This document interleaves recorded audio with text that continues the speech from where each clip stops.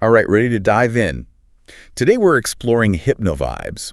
You know, that YouTube channel with Naomi and her hypnotherapy work. Yeah, I've seen a few of those. Pretty fascinating stuff. This deep dive is going to focus on one session in particular with a participant, Jessica. Oh, interesting. What makes this one stand out? Well, for one thing, it's about hypno-channeling.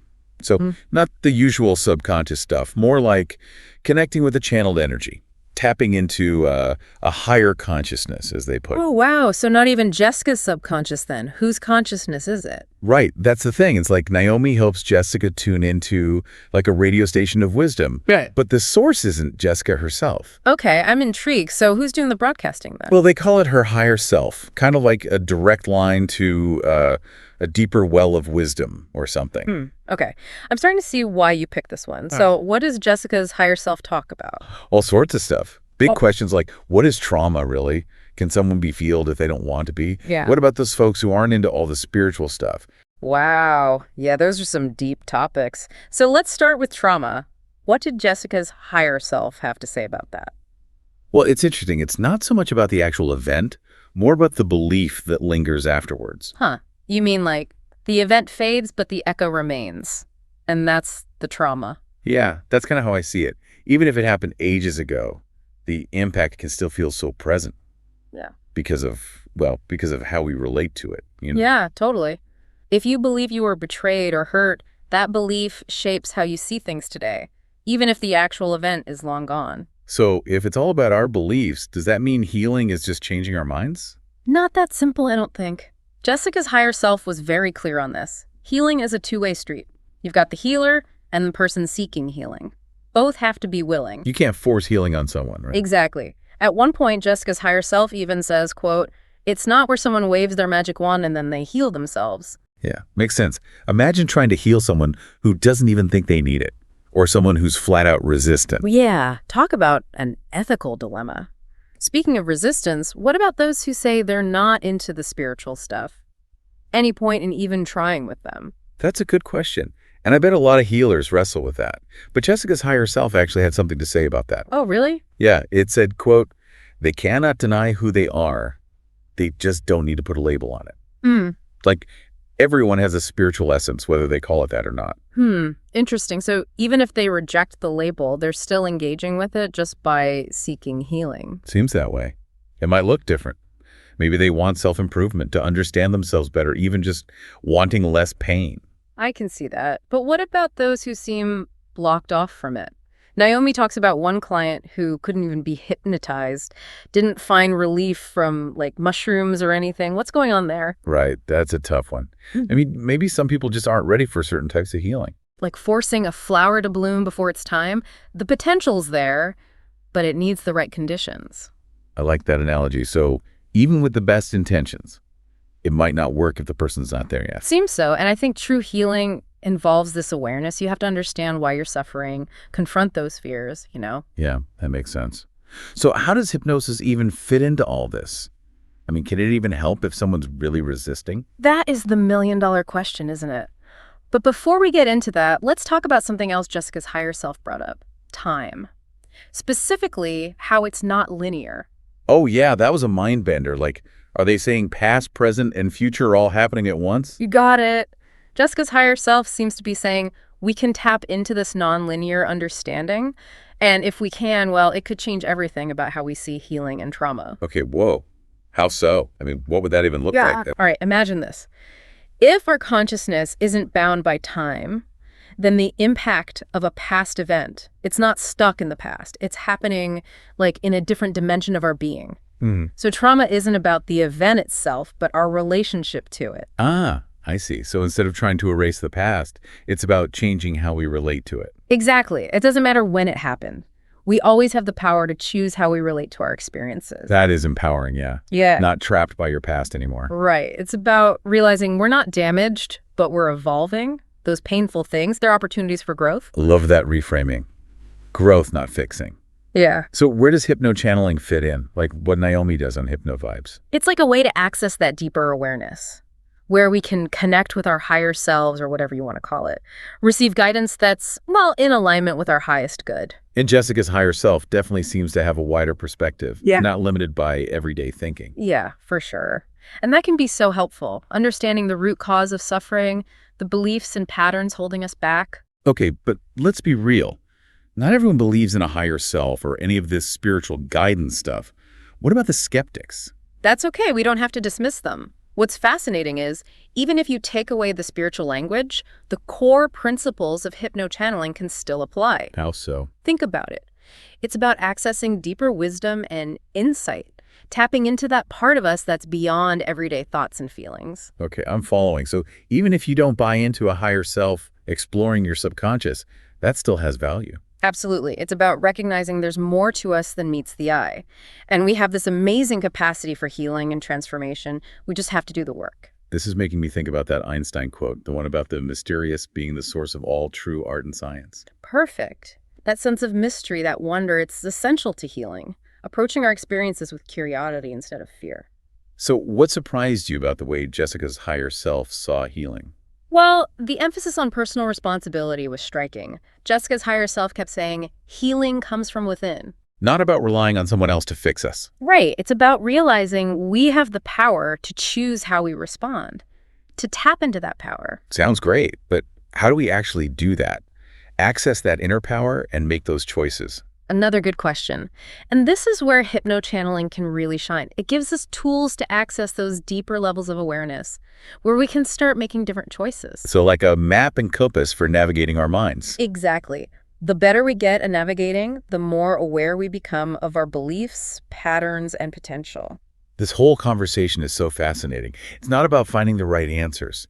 It's about embracing the exploration. I couldn't agree more. And it's a journey that can lead to understanding ourselves, our world, and how it all connects. Like peeling back layers of an onion, revealing more beauty and complexity with each layer. That's a great way to put it. Seeing ourselves and everything around us in a whole new light. And then there's that part where Jessica's higher self talked about feeling our way through life instead of trying to think our way through it. Powerful moment. Like an invitation to trust our gut.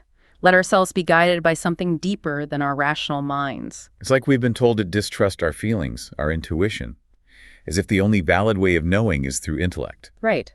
But emotions, intuition, subconscious patterns, that's a huge part of what makes us human. Trying to navigate life with only half our faculties engaged, basically. Exactly. That's why practices like hypnochanneling are so valuable, I think. They help us reconnect with that other side. Not abandoning logic, but finding the balance. You got it. Recognizing we're complex, we have multiple ways of knowing, and when we honor all of them, our choices are more true to who we really are. I love that. Embracing the fullness of who we are. Speaking of Jessica's higher self's insights about time, I feel like we just scratched the surface. We've only just begun to explore this idea that time is not linear, that the past, present, and future are all interconnected, and the profound implications this has on how we understand ourselves and the world. I'm super intrigued by that idea, that we have the power to choose how we relate to our past. If time isn't linear, can we actually change the past? Now that's a question for the ages. Philosophers and physicists have been wrestling with that one for centuries. I think the answer is, we're still figuring it out. Our understanding of time is evolving. Who knows what new possibilities we'll discover? That's what I love about these conversations. The more you learn, the more you realize how much you don't know. Humbling, isn't it? It is. And that's the beauty of it. It never ends. Every new insight just opens up more questions, more possibilities. That sense of wonder and possibility is just what we need sometimes. Life's full of surprises, and the universe is always unfolding in ways we can't even imagine. Couldn't agree more. That wonder, that's key to healing. It lets us approach our experiences with curiosity and awe, not fear and judgment. So how do we bring more of that into our everyday lives? Pay attention to the little things, the beauty around us. Be open to surprises. Being present instead of dwelling in the past or worrying about the future. Exactly. Savor each experience, knowing every moment is a gift. Beautifully said. Speaking of gifts, that brings us back to the gift of healing and the incredible potential that we all have within. We all have the capacity to heal, to transform, to grow, to create meaningful lives for ourselves and others. And sometimes all it takes is a little curiosity, a willingness to step outside our comfort zones, a little faith in the unknown. Couldn't have said it better myself. And that's a good thought to leave folks with for now, I think. It really is. But before we wrap up this part of our dive, I want to go back to that idea of feeling our way through life, not just thinking. Oh, yeah. We could spend a whole deep dive on that one. It challenges everything about how we relate to emotions and intuition. How do we balance that need for logic and the need for feeling when we're making decisions? Another good one. It's not about choosing one or the other. Logic is great for analyzing, weighing options, making those rational choices. But feeling, that's your intuition, your gut, your deeper wisdom speaking. So we need both, not just thinking machines. We're beings with a whole spectrum of perception. Exactly. And denying those emotional, intuitive parts, that creates conflict within us. But when we integrate everything, we become whole. And that's where true healing can start. That brings us right back to healing being an inside job. If we're not in touch with all of ourselves, how can we expect to be truly healed? I think you've hit on something really important there, embracing our wholeness. That's the path to a more authentic, fulfilling life. It's like you're piecing together a puzzle. Every piece, even the weird ones, contributes to the beauty and complexity of the whole picture. Beautiful analogy. It's about self-acceptance. When we accept ourselves, flaws and all, that's the foundation for healing and change. A reminder that we're all works in progress. Self-discovery is a journey, not a destination. And what a journey it is. It's worth taking because as we embrace our wholeness, we connect with our true potential. We can create a more authentic and fulfilling life for ourselves and for everyone around us. Well said. This whole conversation has been amazing. Really highlighted the power of the human mind and the untapped possibilities within each of us. It is awe-inspiring, isn't it? To think about the vastness of our inner landscape and the potential that's waiting for us to explore it. It's like standing at the edge of an uncharted territory, filled with wonder, mystery, and endless possibilities. Who knows what treasures we'll uncover as we venture deeper. The possibilities are truly endless. But for now, let's pause and let all these insights sink in. Sounds like a plan. We've covered a lot of ground. Taking time to process and reflect is so important. So, picking up where we left off, that idea of feeling our way through life, Jessica's higher self really made a case for that. Moving away from pure logic. Yeah, it made me wonder, have we overemphasized thinking? Like, lost touch with intuition and feeling? It's a good point. And in that session, Jessica's higher self wasn't saying ditch logic altogether, more like integrate it with feeling for a more well-rounded experience, I guess. Makes sense. Like we're trying to solve a complex equation, but only using addition and subtraction. What about multiplication and division? We need those too. Exactly. Logic is great for analyzing, weighing things out. But feeling, that's where your intuition comes in, that gut feeling, a deeper kind of wisdom, you know. So we're not just brains on legs. We have a whole range of perception, right? Right. And if we shut down those emotional, intuitive parts of ourselves, that creates conflict. But if we can bring it all together, then we can become whole. And that's where real healing can begin.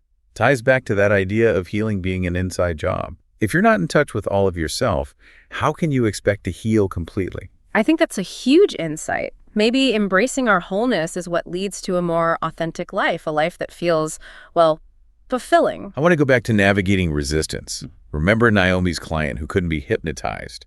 How can someone want to heal but also be so resistant to it? It seems contradictory. The thing is, resistance often comes from fear. Fear of the unknown, of change, or even of what we might find out about ourselves if we dig too deep. Makes sense.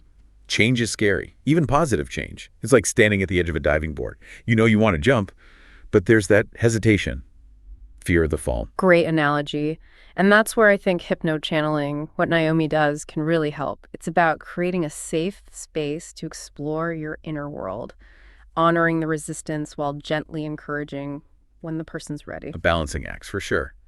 So how do you approach someone who's like, spirituality? Not for me. Well, Naomi's interesting because she doesn't force that label on anyone. She gets that everyone has their own path, their own way of connecting to something bigger, even if they don't call it spirituality. So it's more about connecting with your own inner wisdom, whatever you want to call it. Exactly. It's about empowering people to find their own truth, their own way of being, not dictating a specific path, but giving them the tools to find their own way. I like that. Respectful. Acknowledging that there's no one right way to heal or grow. Right. It's all about honoring those individual journeys. And what's really interesting is how much this session emphasizes that. respect, self-discovery, acceptance. It's all woven in there. It really is. I'm realizing more and more that healing isn't a destination, it's a journey. Love that.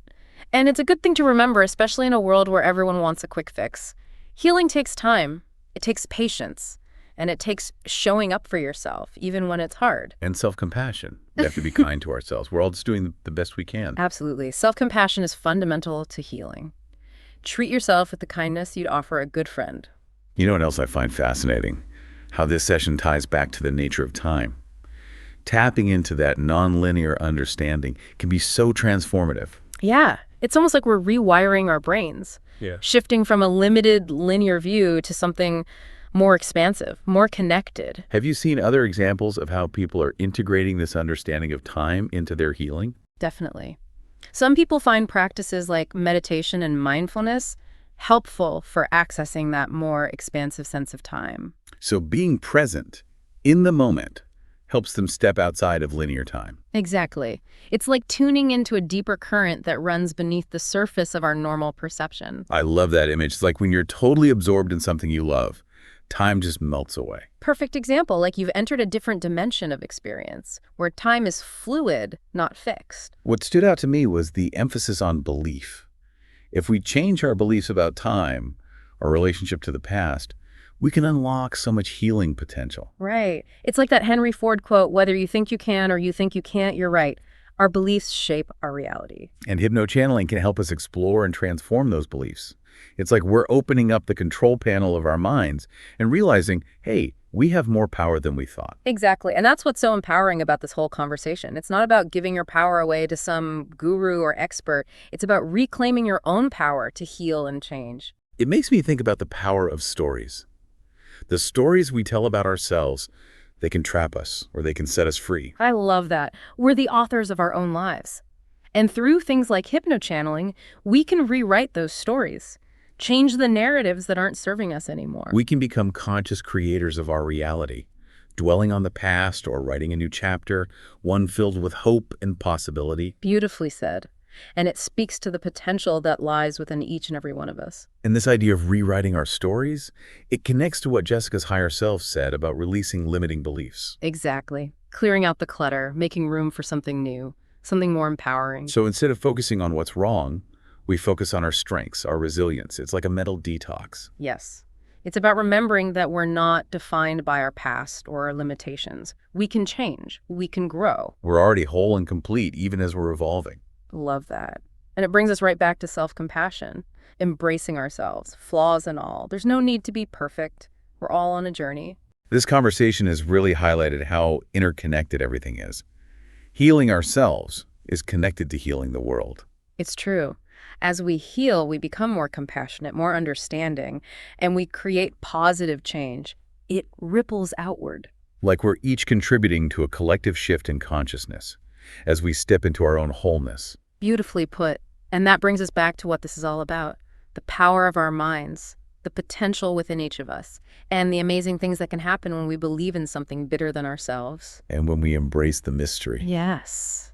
Letting go of control, trusting in something greater than our own minds. Trusting the process, even when we don't know where it's leading. Having faith in the journey, even without seeing the destination. I love that. We've covered so much in this part of our deep dive. Logic and feeling, the power of belief, the interconnectedness of it all. Any final thoughts before we move on? What's inspiring about that HypnoVibe session is how much it emphasizes empowerment. Healing isn't something that just happens to you. You participate in it. It's a choice you make every single moment. And that choice is there for all of us. Absolutely.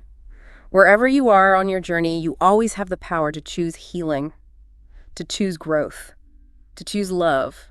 That's a powerful message to take with us as we explore hypnochanneling and healing. It is. And I think it'll stick with people long after this deep dive is over. Okay, back to HypnoVibes. We've talked about trauma, healing, beliefs, even time. Right. And how it might not be as linear as we think. That was a fun one. But there's one more thing that stuck with me. Jessica's higher self was pretty clear. We can't heal anyone against their will. Yeah, that came up a few times. It's one thing to say it, but what about in practice? Exactly. Like, what if you're working with someone who's obviously struggling, but they refuse to dig into certain things? Well, first and foremost, you got to respect their economy, their choice. We can't force our beliefs on anyone, no matter how much we might want to help. So meet them where they're at. Don't try to drag them along if they're not ready. Exactly. It's about providing a safe space for them to explore at their own pace, but also, holding that vision of healing for them. It's a delicate balance. I can see that. But what about when someone's caught in a cycle of self-destructive behavior? Do you just stand back and watch? That's a tough one. No easy answers there. The thing is, we can't control other people's choices. Even when we love them and want the best for them, we can offer support, guidance, but ultimately, they have to do the work themselves. So boundaries are important, recognizing our own limitations. Absolutely. We can't force change, but we can create the right environment.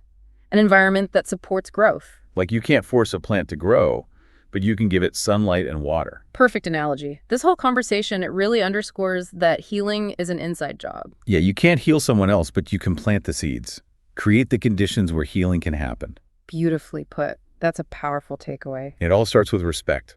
Respecting their autonomy, their right to choose their path, even if it's not the path we'd choose for them. Couldn't agree more. And that goes for everyone, not just healers.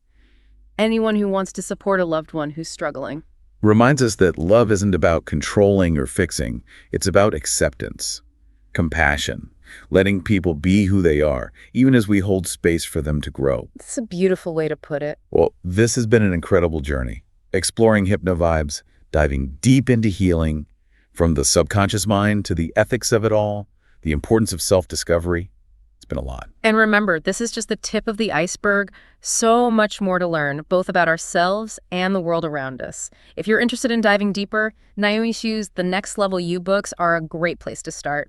You can find them on Amazon. To everyone listening, stay curious, keep exploring, and never forget the power you have within you. Until next time, folks, keep diving deep. Of what happened. So they're not attached to certain memories or time frames that really just don't exist.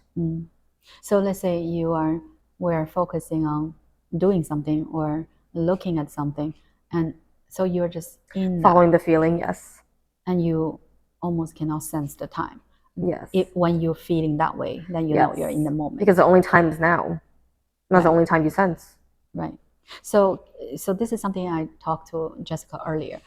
So let's say trauma, let's say childhood trauma is, in a way, it does not exist. It's just something that you believe that you were traumatized. And you hold on to that belief. Most people hold on to it, yes. But if you really ask yourself, where is it? And you say, I don't know where, but I don't feel good. It's usually because of what impact the event left them. Most people. Yeah. But if that's 20 years ago. Well, the impact is still with them today. So there's some sort of energy there. It's stuck energy. I see. So another question, because this is, I think it's perfect for you, for me to ask you.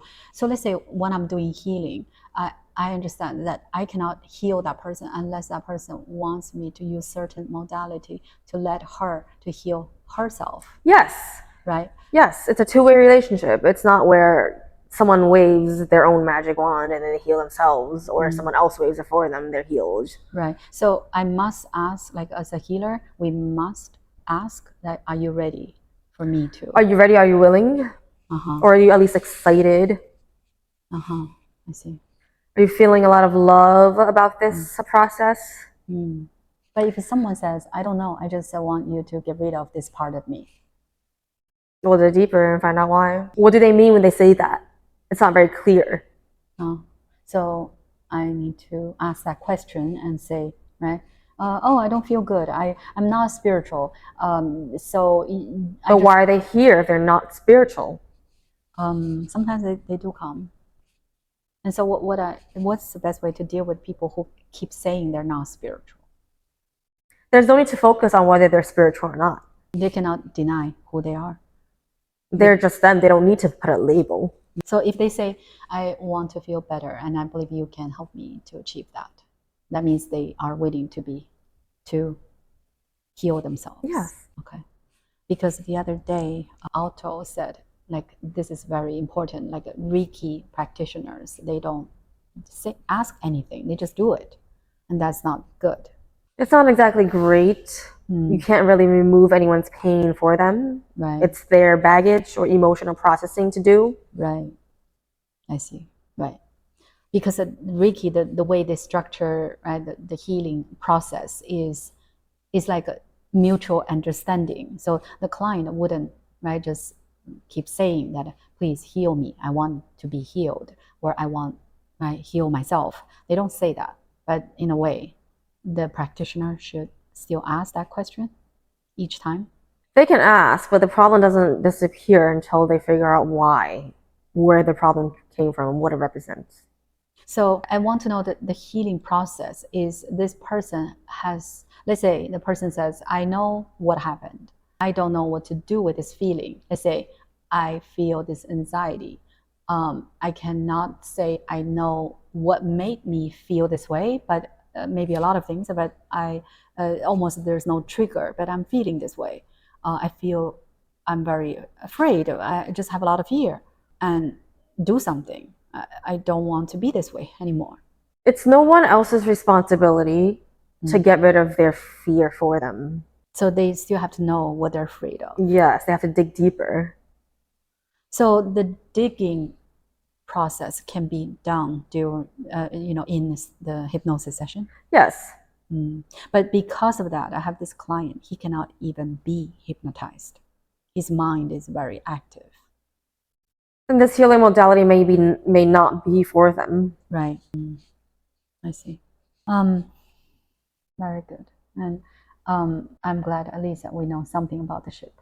And I'm very excited. Yes, we're not gonna expect anything. And you might come out again, but thank you for everything that you have shared with us. I'll let you go. Thank you.